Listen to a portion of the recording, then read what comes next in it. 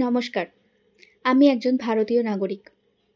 আমার কাছে voter ID card, আধার card এবং প্যান কার্ডের মতো বৈধ নথিপত্র রয়েছে, যা আমার ভারতীয় নাগরিকত্বের প্রমাণ। কিন্তু শুধুমাত্র নথি থাকলেই একজন প্রকৃত নাগরিক হওয়া যায় না। একজন প্রকৃত নাগরিক সেই, যে দেশের প্রতি নিজের দায়িত্ব ও কর্তব্য বুঝে এবং পালন করে। সম্প্রতি কাশ্মীরের পহেলগামে সন্ত্রাসবাদীদের দ্বারা হামলা ঘটেছে। আমাদের সাহসী জওয়ানরা পাহাড়ের মতো অটল থেকে আমাদের রক্ষা করেছেন, যেন কেউ আমাদের মাতৃভূমির দিকে কুনজরে তাকাতে না পারে। তারা নিজেদের জীবন বিপন্ন করে আমাদের নিরাপদ রাখছেন।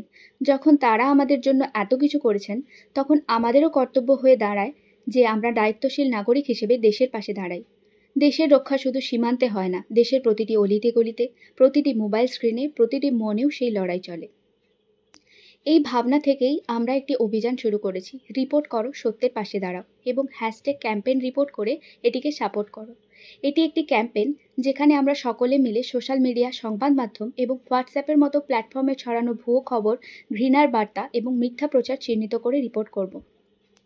আমাদের লক্ষ্য সত্যকে সামনে আনা, যাতে বিভ্রান্তি ও বিদ্বেষ ছড়ানো শক্তিগুলি ব্যর্থ হয় এবং ঐক্যবদ্ধ ভারত বিজয়ী হয়।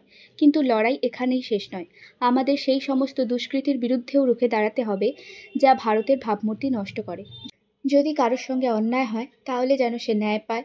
ঘুষ নেওয়া এবং দেওয়া বন্ধ হোক। দরিদ্রতা, বেকারত্ব, ভুয়ো খবর, মিথ্যা প্রচার ও ঘৃণার রাজনীতি, জাতপাত, বৈষম্য ও বিদ্বেষ, এই সমস্ত খারাপ বিষয়ের অবসান হওয়া জরুরি। ভারত কেবল একটি দেশ নয়, এটি অনুভব। সোনার পাখি নামে খ্যাত আমাদের ভারতবর্ষের গায়ে কোনো কলঙ্ক লাগা উচিত নয়। ভারত মায়ের এই পবিত্র মাটিতে যেন কোনো অপদৃষ্টি না পড়ে। আমাদের স্বাধীনতা কোনো দান নয়, লক্ষ লক্ষ শহীদের রক্তে লেখা ইতিহাস। এই স্বাধীনতা আমাদের ঋণ, এবং সেই ঋণ শোধ করা আমাদের দায়িত্ব। চলুন আমরা সকলে মিলে শপথ নিই, শুধু অধিকার নয়, কর্তব্যও পালন করব। শুধু দেশের জন্য নয়, দেশের হয়ে বাঁচব। জয় হিন্দ, বন্দে মাতরম।